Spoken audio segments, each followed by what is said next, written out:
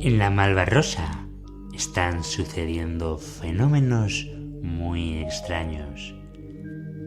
Con nosotros, para obtener explicaciones, tenemos al profesor Gómez, licenciado en Parapsicología en la Universidad de Tres Forques. Hola, profesor Gómez, ¿qué está sucediendo? Hola, buenas. Buenas tardes. Pues estamos detectando casos muy extraños en la Malvarrosa y en poblados marítimos, como por ejemplo la cara de Mickey Mouse impresa en una rodaja de mortadela. ¿Y cómo se explica ese fenómeno?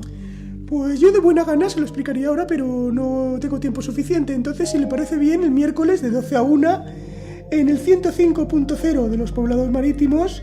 Ah, ese que se oye en el 105.3 en el resto de Valencia. Efectivamente, o en internet en radiomalva.net.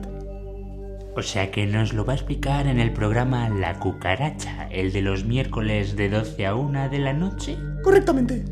Muy bien, profesor. Pues les emplazamos a La Cucaracha, los miércoles de 12 a 1 de la noche.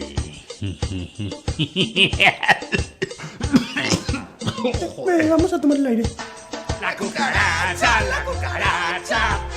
es un bicho sin igual, porque es pequeño, porque es muy feo y da un asco colosal.